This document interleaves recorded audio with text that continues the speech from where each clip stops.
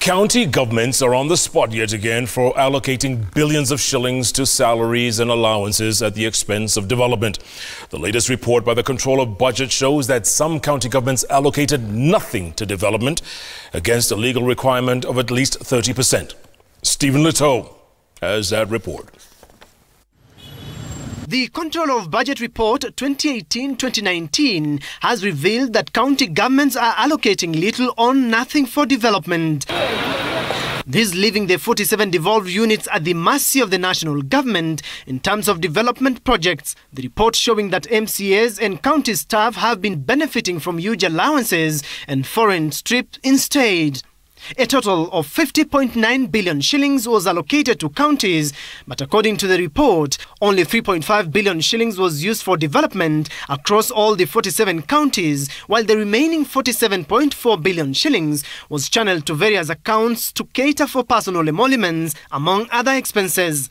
Baringo County under Governor Stanley Kiptis, who took over from Benjamin Chaboy, allocated a paltry 575 million shillings on personal emoluments, and nothing was allocated for development.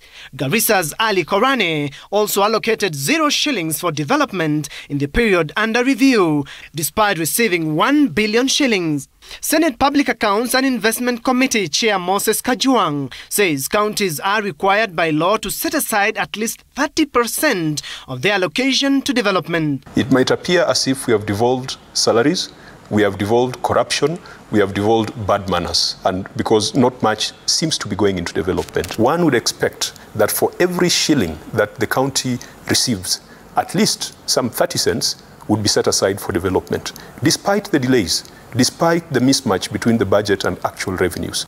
Kiraito Murungi's Meru County also did not allocate a single cent to development, but spent a whopping 95% of its 1.7 billion shillings allocation on recurrent expenditure. Council of Governors Chair Wycliffe Oparanya has also been exposed by the Controller of Budget report after allocating only 1% of the 1.6 billion shillings to development. According to the documents, only 74 million shillings was allocated to develop Kakamega County, while the giant share was allocated to cater for salaries and other county operations. Not more than 35% should go into salaries and personal emoluments. And we have also written a law that says that development should not be less than 30% of county budgets. Obviously, the Controller of Budgets report reveals that the allocation to development within the first quarter has fallen far below that threshold that we have defined in the law.